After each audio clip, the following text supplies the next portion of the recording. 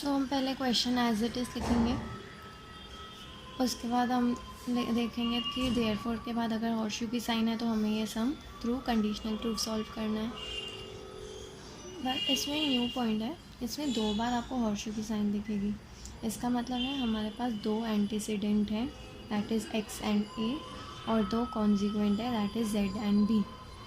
Okay, तो conditional proof में हम क्या करते हैं, एंटीसीडेंट को अज्यूम करते हैं, मतलब हम एक्स और ए को अज्यूम करेंगे टू डिराइव कॉन्सिक्वेंट, मतलब जेड और बी। ओके, सो पहले हमने first antecedent that is X को अज्यूम किया है और उसके आगे एरो दिया है because this is our assumption. Okay, फिर हम फोर्थ स्टेप के लिए रूल्स में जाएंगे।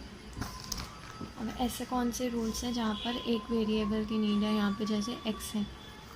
ओके, यहाँ पे हम एडिशनल प्रूफ यूज़ करेंगे बिकॉज यहाँ पे अगर हमारे पास एक वेरिएबल है उससे हम दूसरा वेरिएबल ऐड कर सकते हैं by the sign of disjunction.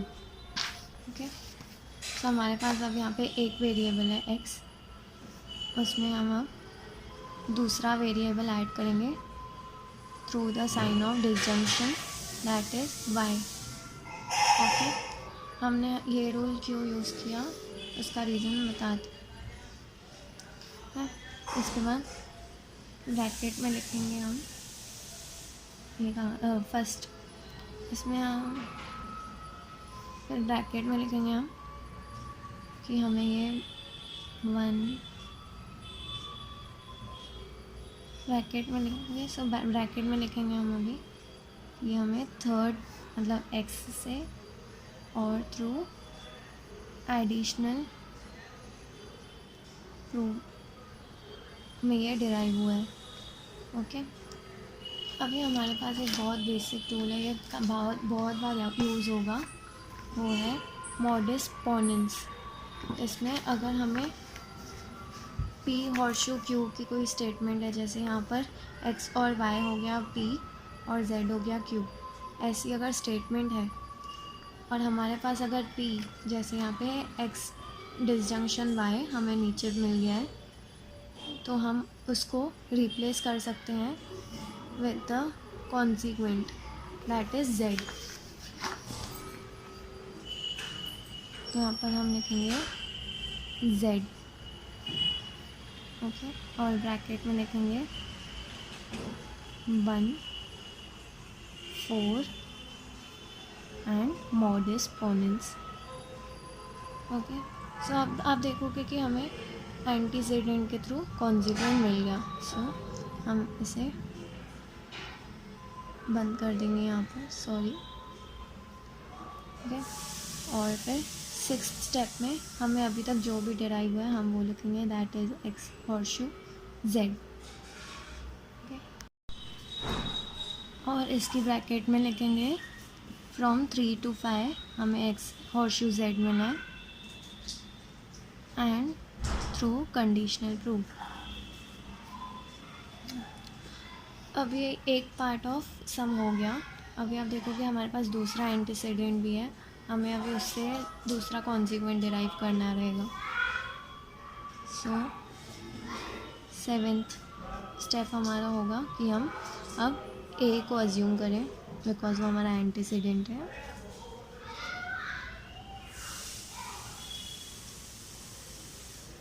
और इसके आगे हम एरो देंगे। उसके बाद वापस हम रूल्स में जाएंगे।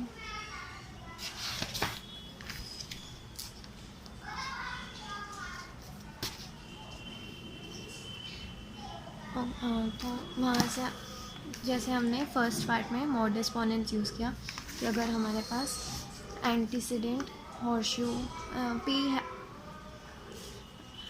यहाँ पर भी हम मॉडस पोनेंस रूल अप्लाई करेंगे जब भी हमारे पास पी हॉर्सशू क्यू रहता है। जैसे यहाँ पे A horseshoe B dot C, जिसमें B dot C Q represent करता है।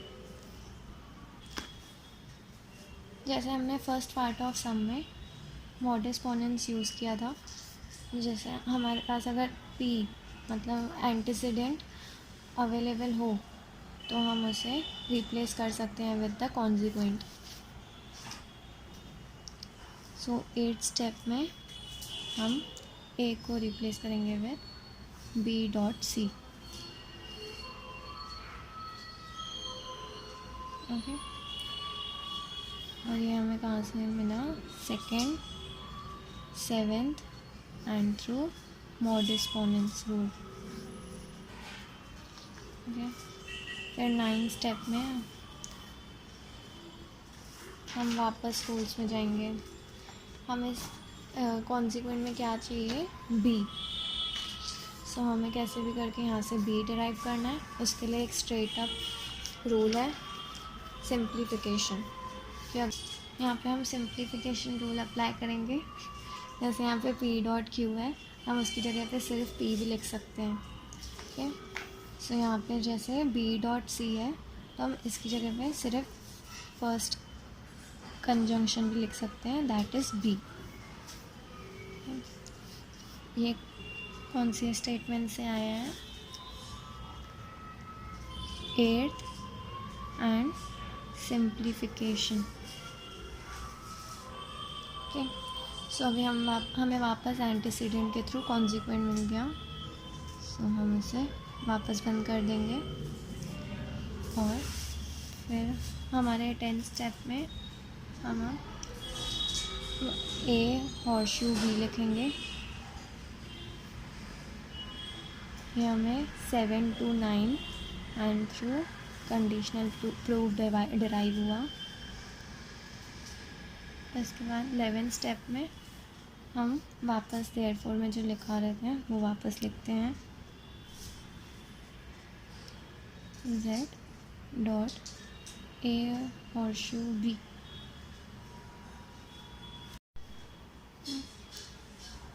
ब्रैकेट में लिखेंगे 6, 10 and through rule of conjunction हमें 11th स्टेटमेंट मिला।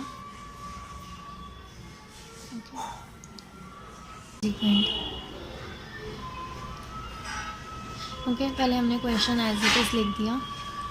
उसके बाद यहाँ पर हम देखेंगे वापस यहाँ पे हॉर्सशू की साइन है, तो हमें ये थ्रू कंडीशनल प्रूफ सॉल्व करना है। ओके, सो यहाँ पर हम देखेंगे वापस हमारे पास 2 हॉर्सशू की साइंस हैं। इसका मतलब है हमारे पास वापस 2 एंटीसीडेंट्स और 2 कॉन्सिक्वेंस आएंगे। ओके, सो हमारा फर्स्ट एंटीसीडेंट होगा जो ये हॉर्सशू के आगे वाली स्टेटमेंट होगी, दैट इज़ नेगेशन ओ। और फर्स्ट कॉन्सिक्वेंट होगा जो ये हॉर्सशू के पीछे वाली स्टेटमेंट होगी, that is M horseshoe negation N. इसे हमने C1 लिखा है, दैट इज़ फर्स्ट कॉन्सिक्वेंट। अभी हमारा सेकंड कॉन्सिक्वेंट और एंटीसीडेंट क्या रहेंगे? अब ये हॉर्सशू के आगे वाली स्टेटमेंट दैट इज़ एम, ये हमारा सेकंड एंटीसीडेंट रहेगा। और ये हॉर्सशू के पीछे वाली स्टेटमेंट नेगेशन एन, ये हमारा सेकंड कॉन्सिक्वेंट रहेगा। ओके, सो अभी हमें एंटीसीडेंट में है नेगेशन ओ और एम, और कॉन्सिक्वेंट में है ये full statement M horseshoe negation N और नेगेशन एन। सो अभी हमें एंटीसीडेंट के थ्रू कॉन्सिक्वेंट डिराइव करना है।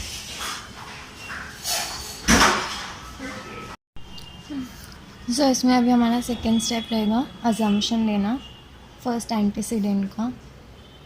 इसको हमने अजम्पशन लिया,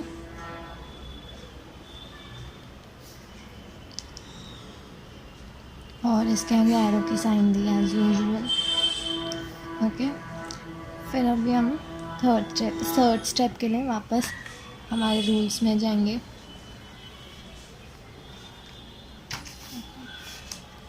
सो द कॉमन वाला रूल, सो इस पर हम कॉमन वाला रूल अप्लाई करेंगे, दैट इज़ मॉडस टॉलेंस।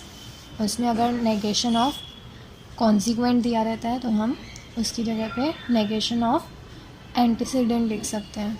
सो हम यहाँ पे नेगेशन ऑफ कॉन्सिक्वेंट के थ्रू नेगेशन ऑफ एंटीसीडेंट लिखेंगे। ये हमें कहाँ से डिराइव हुआ, फ्रॉम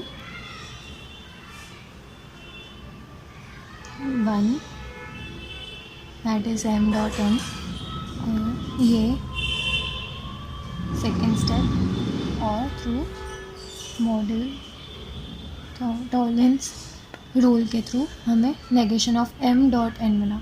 कभी भी ऐसी स्टेटमेंट लिखेगी दैट इज़ नेगेशन बाहर और ब्रैकेट में कंजंक्शन रहेगा, तो आपको एक ही रूल है जो अप्लाई करना है b डॉट q का, that is D Morgan's law, that negation बाहर और कंजंक्शन बीच में रहता है। नेगेशन बाहर और कंजंक्शन की साइन रहती है ब्रैकेट में। ये रूल में क्या करते हैं हम, दोनों वेरिएबल्स को नेगेशन की साइन देते हैं और कंजंक्शन की साइन की जगह पे डिसजंक्शन की साइन लिखते हैं। सो फोर्थ स्टेप में हम इसे ब्रैकेट में डाल negation of m disjunction negation of n। Okay, so ये हमें थ्रू थर्ड और थ्रू डी मॉर्गन्स लॉ मिला।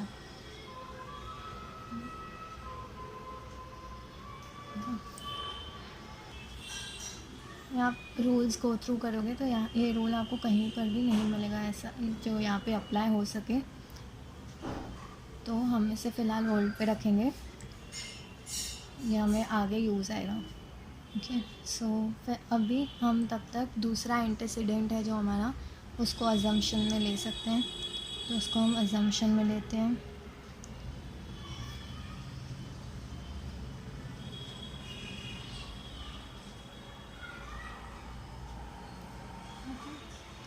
सो अभी हम वापस रूल्स में जाएंगे और सिर्फ वन और सिर्फ नंबर जिसमें 1 है वो वाले रूल्स ही अप्लाई कर सकते हैं। सो यहाँ पर हम अप्लाई करेंगे double negation. Okay, double negation में जो भी टर्म होता है उसके आगे 2 बार नेगेशन की साइन लग जाती है। ओके, m को हम लिखेंगे डबल नेगेशन, ये हमें थ्रू स्टेप 5 और डबल नेगेशन रूल के थ्रू ये हमें डिराइव हुआ। अभी 7 स्टेप में मैं ये वाला जो हमने हाफ में छोड़ा था negation m disjunction negation n को, वो यूज़ आएगा।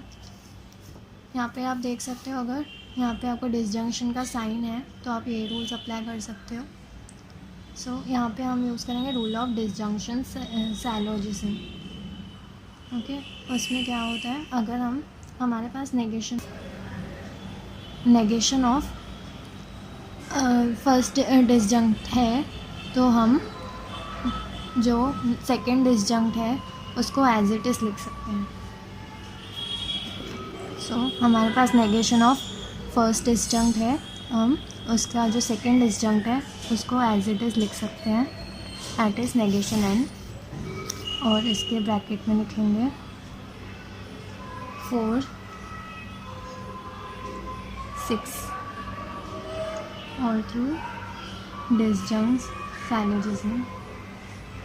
ओके, सो अभी आप देखोगे आपको m के थ्रू नेगेशन ऑफ n मिल गया, मतलब सेकेंड एंटीसीडेंट के थ्रू सेकेंड कॉन्सिक्वेंट मिल गया। सो हम इसे यहाँ पे बंद करेंगे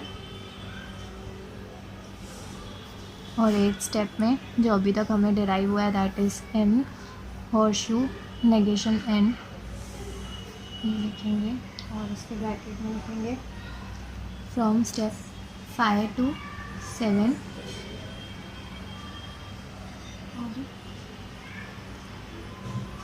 थ्रू कंडीशनल रूल। ओके, अभी हमें बाकी सेकेंड कॉन्सिक्वेंट यहाँ पर वापस लाना है, that is m horseshoe negation n। वो आप देखोगे अभी यहाँ पर आ गया खुद ही। सो ये एंटीसीडेंट के थ्रू हमने कॉन्सिक्वेंट को डिराइव किया, ये वाली। सो यहाँ पे हमारा फर्स्ट अजम्पशन भी यहाँ पे ख़त्म होता है और हम अब वापस कंक्लूजन वाली स्टेटमेंट यहाँ पे लिख देंगे।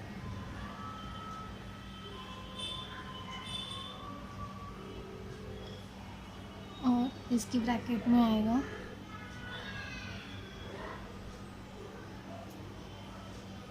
From 2 to 8 and through conditional proof हमें कंक्लूजन मिलेगा।